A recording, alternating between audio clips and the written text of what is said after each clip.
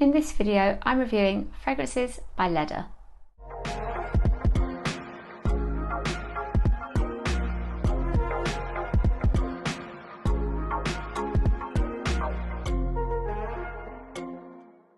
If you're new here, my name is Sarah and I'm a perfume reviewer. Please do subscribe and join this All the Perfume community. And if you're not new, thank you for watching, all of your support, liking and commenting on my videos. Firstly, thank you so much to Ledda for sending me some fragrances to try. They are a global brand that's quite new, founded in 2022 by Stephanie Ledda. And I've been following her for a little while actually online, but I hadn't realised that she's been posting content since 2009. And she's now got a wine business, she's got a jewellery line, and of course now we have Ledda, the fragrances, and there are 5 fragrances in the line in total. I really liked reading what Stephanie said about perfume and how it can create, change or enhance a mood, and I've been thinking a lot about that this week. So yeah, 5 perfumes. I have 4 of them. 2 of them I'll talk about in a little bit more detail, and the other 2 I'll give you a brief kind of introduction to. First up, this is 20 Bourbon Brûlée, and it is the whole reason why I wanted to try the house, because I thought this looked boozy and addictive and like my perfect scent for winter. You've got in this fragrance plum, tonka bean and bergamot. In the middle there is whiskey and coconut milk, and in the base caramel, cedar, the bourbon vanilla and white musk. And my first impression was that I was so happy. I just love how this smells. I'm going to say it again, and I say this in a lot of videos. It reminds me of With Love by Hilary Duff, and I loved that perfume. I wish it would be brought back. But this is giving something really similar today, and that perfume had mangosteen in it and some spices. It just smells like it. It just smells similar. It's surprisingly sugary. So in that very first smell, it's sugary and a lot sweeter than I expected. I mean, it says brûlée. Maybe I should have expected some sweetness there. And then the whiskey follows. The plum smells really good and really strong. And I was reminded, maybe unsurprisingly, of Nirvana Bourbon by Elizabeth and James, another scent I really love. But getting ready for this video, I actually retested that and found that's not sweet at all. That's just strong. It's tuberose, it's oak, and I didn't find it as similar as I thought at first. Another scent that it reminds me of as a way into this is Boyfriend by Kate Walsh, and that's another love from me for winter. That's plum, it's woods, it's vanilla as well. But again, retesting that one, ready for the video, I was like, well no, that's a lot stronger. That doesn't give you any sweetness at all, and it's designed, well, it is unisex, but it's designed as that kind of wearing a scent like your boyfriend would wear, so it leans more masculine than this does.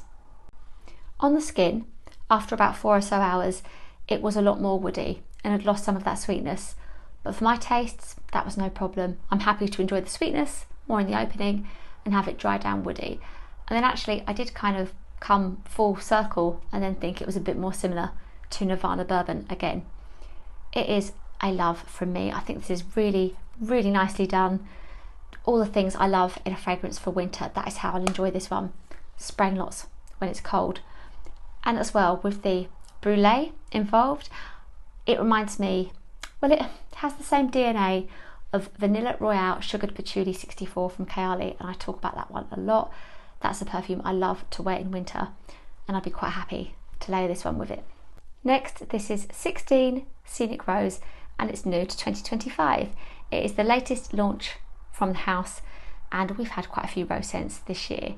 We've had Fleur Majesty, Rose Royale 31 from Kayali. We've had Rose Whip from Phlur.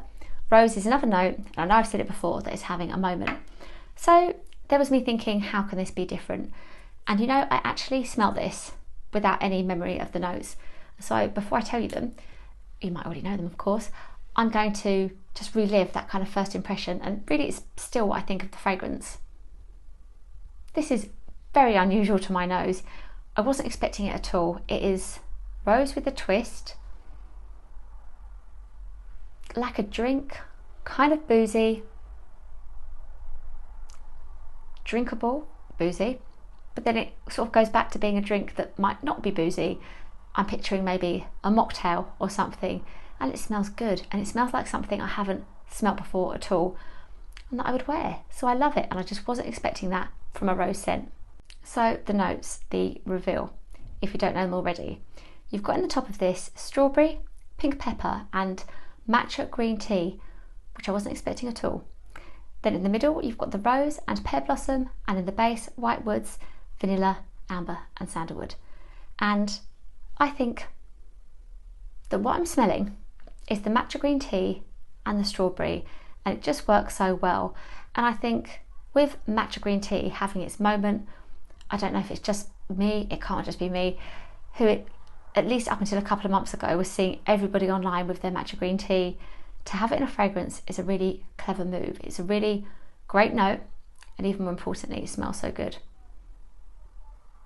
The pink pepper is quite subtle, and I feel like the top notes, as they are when you smell it, stay the same throughout as you wear the fragrance.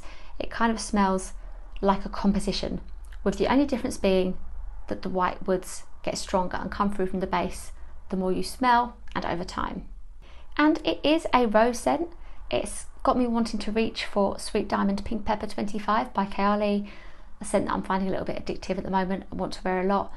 It is rose, but it's just done so differently that it's both. You can smell that rose, but it's in the mix, it's done differently. So I would really recommend checking this out if you love your rose scents, but you want something with a twist. That's what I think with this perfume, it has a twist to it. I just wonder at the name Scenic. I didn't really get that, but then now that I have seen that there's strawberry in it, and I'm thinking back to the imagery of the launch, there was picnic images, I think. And so, you know, you're at your picnic, you've got your strawberries, your fragrance, and you're looking at the scenery. So perhaps that's why, but it is so worth checking out. It's really different and a love from me. My reviews are done in two halves today, because with these two fragrances, I have the full size 50ml bottles, whereas the next two I have in the travel size. And these are retailing for £62 at the moment. They're on sale, and they're usually £77. It's promising that we have a sale on the Ledda website, because there are some fragrance sites that never do that, and yeah, they just don't do that. But Ledda's got a sale, that's great, and I would pay that price for each of these perfumes. I think they're really well done, and they last, because with Scenic Rose, the next day I was sat on my couch thinking, what's that smell? That smells really good. And it was the trail of this, probably on the blanket from where I'd sprayed the night before. It was smelling really good. I think they are such beautiful bottles. They're very chic, they feel good, and I love it when a brand has such a simple aesthetic that almost looks a bit risky. Like, is that a little bit minimalistic, bare? Like, is there enough going on? But it really works for Ledda, and they look even better in reality. So expect to be able to get deals, and you can also buy the fragrances in a bundle format too and save money. And these are the boxes that the 50ml perfumes came in. Very minimalist again, the same as each other, sleek, and for me, not ones I'll keep. I so rarely keep a perfume box, but this is how it looks. This is what you can expect your fragrance to arrive in. These are the travel sizes, and the next two perfumes that I'll talk to you about. We've got 22 Orris and 14 Isla Coco, and these are 8ml, and they're currently retailing at £23. They're usually £29.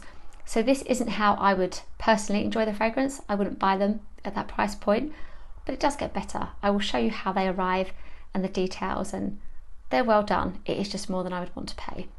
This is 22 Orris, and initially I thought that the number at the start of the perfume was the number of formulations, like Kayali, but it's actually here about the year that it was founded, 2022, as a brand, and also 10 o'clock at night, 22 being a significant time for people. This is quite a floral scent. We've got wild freesia in the top, there's pink pepper and pear leaf.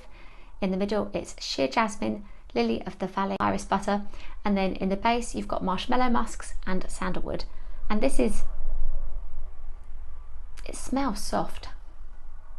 Now it's reminding me of something in the early noughties, and it's not a bad thing.